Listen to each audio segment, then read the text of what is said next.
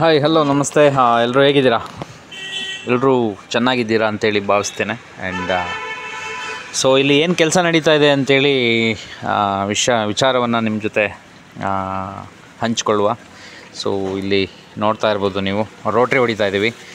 So ಇದು ಅಡಿಕೆ ತೋಟ, ಅದರೊಳಗಡೆ ನಾನು ಜೋಳ ಹಾಕಿದ್ದೆ ಅಂತ ಹೇಳಿದ್ನಲ್ವ. ಸೊ ಅದರದ್ದೇ ಕೆಲಸ.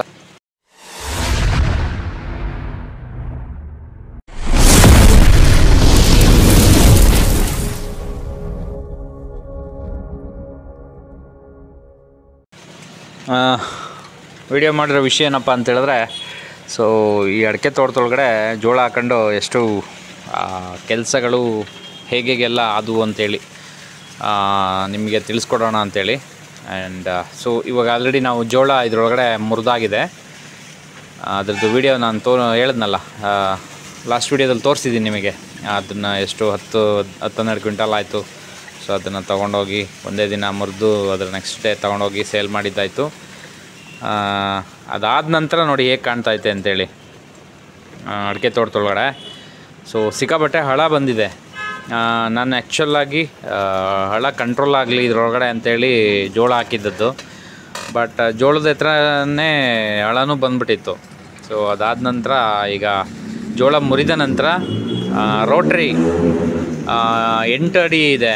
ಒಂದು ಅಡಿಕೆಯಿಂದ ಇನ್ನೊಂದು ಅಡಿಕೆಗೆ 8 ಅಡಿ ಅಳತೆನಲ್ಲಿ ಹಾಕಿರೋಂಥದ್ದು.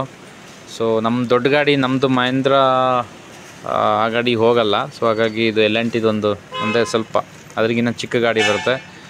ಅದರಲ್ಲಿ ರೋಟ್ರಿ ಹೊಡಿಯೋಣ ಅಂಥೇಳಿ ಹೊಡಿತಾ ಇದ್ದೀವಿ ನೋಡಿ. ಅಂದರೆ ಇದರ ಅಳತೆ ಕೂಡ ಒಂದು 4-5 ಅಡಿ ಬರ್ಬೋದೇನೋ ಅಷ್ಟೇ. ಅಂದರೆ 4-4.25 ಅಡಿ ಬರುತ್ತೆ.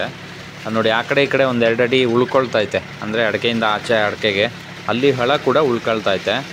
ಸೊ ಇಲ್ಲಿ ಮಿಡ್ಲಲ್ಲಿ ಎಷ್ಟು ಹೋಗುತ್ತೆ ಅಷ್ಟು ರೋಟ್ರಿ ಮೂಲಕ ಹೋಗುತ್ತೆ. ಎಷ್ಟು ಹೋಗುತ್ತೆ ಹೋಗಲಿ. ಅದಾದ ನಂತರ ಏನು ಮಾಡ್ತೀವಿ ಅಂತೇಳಿದ್ರೆ, ಇದು ಹಳ ಹೊಡೆಯುವಂತಹ ಮಿಷಿನಲ್ಲಿ ಹಳ ಹೊಡ್ಕೋಬೇಕಾಗುತ್ತೆ. ಏನು ಮಾಡೋಕ್ಕಾಗಲ್ಲ. ಸೊ ಇನ್ನೂ ಬೇರೆ ಬೇರೆ ಥರ ಮಿಷಿನ್ಗಳು ಬರುತ್ತೆ. ಏನೋ ಅದರ ಸುತ್ತ ಹೊಡೆಯುವಂಥ ಮಿಷಿನ್ಗಳಿದಾವಲ್ಲ, ಸಣ್ಣ ಸಣ್ಣ ಮಿಷಿನು. ಸೊ ಅದ್ರಲ್ಲಿ ಹೊಡಿಬೋದು. ಬಟ್ ನಾನು ಆ ಥರ ಪ್ಲ್ಯಾನ್ ಮಾಡಿಲ್ಲ. ಹಳ ಹೊಡೆಯೋ ಮಿಷಿನಲ್ಲಿ ಫುಲ್ ಕಂಪ್ಲೀಟಾಗಿ ಹೊಡ್ಕೊಬಿಟ್ಟು ಅದಾದಮೇಲೆ ನೋಡೋಣ ಮತ್ತೆ ಎಗೈನ್ ಇದಕ್ಕೆ ಜೋಳ ಹಾಕುವ ಅಂಥೇಳಿ ಪ್ಲ್ಯಾನ್ ಮಾಡ್ತಾಯಿದ್ದೀನಿ. ಇಲ್ಲಿ ಆಲ್ರೆಡಿ ರೋಬಸ್ಟ ಏನು ಗಿಡಗಳಿದ್ದಾವೆ, ಅವು ರೆಕ್ಕೆಗಳು ಆಚೆ ಈಚೆ ಬರ್ತಾ ಇದ್ದಾವೆ. ಅಂಥೇಳಿದ್ರೆ ನೋಡಿ, ಈ ಗಾಡಿ ಕೂಡ ಹೋಗೋದಕ್ಕೆ ಸ್ವಲ್ಪ ಸಮಸ್ಯೆ ಆಗ್ತಿದೆ. ಕೆಲವು ರೆಕ್ಕೆಗಳೆಲ್ಲ ಮಿಡ್ಲಿಗೆ ಬಂದುಬಿಟ್ಟಿದ್ದಾವೆ. ಸೊ ಹಾಗಾಗಿ ಸ್ವಲ್ಪ ಸಮಸ್ಯೆ. ಆದರೂ ಕೂಡ ಇನ್ನೊಂದು ಸರಿ ಹಾಕಿಬಿಡುವ ಅಂಥೇಳಿ ನನ್ನ ಒಂದು ಪ್ಲ್ಯಾನ್ ಮಾಡ್ಕೊಂಡಿದ್ದೀನಿ. ಇದನ್ನು ಉಳಿಸಿದ ನಂತರ ಮತ್ತೆ ರೋಟ್ರಿ ಹೊಡೆದ್ಬಿಟ್ಟು ಮತ್ತೆ ಇನ್ನೊಂದು ಬ್ಯಾಗ್ ಜೋಳ ಹಾಕ್ಬಿಡ್ಬೋದು ಇದರೊಳಗಡೆ. ಎಷ್ಟಾದರೂ ಬರಲಿ, ಅದು ಸ್ವಲ್ಪ ಹಳ ಕಂಟ್ರೋಲ್ ಆಗಲಿ ಅನ್ನೋವಂಥ ಉದ್ದೇಶಕ್ಕೋಸ್ಕರ. ನೋಡಿ ಮಿಡ್ಲಲ್ಲಿ ರೋಟ್ರಿ ಹೊಡೆದಿದ್ವಲ್ಲ, ಈಗ ನೋಡಿ ಇದು ಮಿಡ್ಲಲ್ಲಿ ರೋಟ್ರಿ ಹೋಗಿದೆ. ನೋಡಿ ಹಳ ಎಷ್ಟು ಉಳ್ಕೊಂಡಿದೆ ಅಂಥೇಳಿ ಗಿಡದ ಹತ್ರ, ಅಡಿಕೆ ಗಿಡದ ಹತ್ರ ಮತ್ತು ಕಾಫಿ ಗಿಡದ ಹತ್ರ ಹತ್ತತ್ರ 3 ಅಡಿಯಷ್ಟು, 3-4 ಅಡಿಯಷ್ಟು ಉಳ್ಕೊಂಡಿದೆ. ಸೊ ಇದನ್ನು ನೋಡಿ ಈ ಥರ ಹೊಡಿತಾ ಇದ್ದೀವಿ. ಈ ಥರ ಹಳ ಎಲ್ಲ ತೆಗೆದು ಅದಾದ ನಂತರ ಮತ್ತೆ ಇದನ್ನು ರೋಟ್ರಿ ಹೊಡ್ಕೊಂಡು, ರೋಟ್ರಿ ಅಥವಾ ಇದನ್ನೇಗ್ಲಲ್ಲಿ ಉತ್ಕೊಂಡು ಮತ್ತೆ ಅಗೈನ್ ಜೋಳ ಹಾಕೋಣ ಅಂಥೇಳಿ ನನ್ನ ಪ್ಲ್ಯಾನು. ಸೊ ಅದು ಸಕ್ಸಸ್ ಆಗುತ್ತಾ ಹೇಗೆ, ಅಥವಾ ಎಫೆಕ್ಟ್ ಏನಾದರೂ ಬೇರೆ ಥರ ಏನಾದ್ರು ಎಫೆಕ್ಟ್ಸ್ ಆಗುತ್ತಾ? ತುಂಬ ಅನುಭವ ಇರೋಂಥವ್ರು ಕಾಮೆಂಟ್ ಮಾಡಿ. ಸೊ ನಿಮ್ಮ ಮಾತು ಕೇಳುವ. ನಾವೇನು ತುಂಬ ಅನುಭವಿಸ್ತಾರಲ್ಲ. ಸೊ ಒಂದು ರೇಂಜಿಗೆ ಒಂದು ಪ್ಲ್ಯಾನ್ ಮಾಡ್ತಾಯಿದ್ದೀವಿ ಈ ಥರ. ಸೊ ಅದು ಸಕ್ಸಸ್ ಆಗ್ಬೋದು ಅನ್ನೋವಂಥ ಉದ್ದೇಶ. ಸೊ ಏನು ಅಂತೇಳಿದ್ರೆ, ರೆಕ್ಕೆಗಳೇನೋ ಹಾಳಾಗಬಾರ್ದು ಅನ್ನೋದೇ ನನ್ನ ಇದು. ಇನ್ನೊಂದು ಸರಿ ಹಾಕ್ಬೋದು ಅಷ್ಟೇ ಜೋಳ.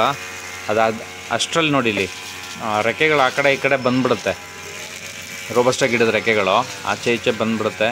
ಆಗ ಒಂದು ರೆಕ್ಕೆ ಹೋದ್ರೂ ಕೂಡ ತುಂಬ ಮನಸ್ಸಿಗೆ ಬೇಜಾರು. ಸೊ ಹಾಗಾಗಿ ಈ ಥರ ಕೆಲಸಗಳನ್ನ ನಾನು ನೋಡಿ ಇಲ್ಲಿ ಜೋಳ ಎಲ್ಲ ಮುರಿದು ಈ ರೇಂಜ್ಗೆ ತೋಟವನ್ನು ರೆಡಿ ಮಾಡ್ಕೊತಾ ಇದ್ದೀನಿ.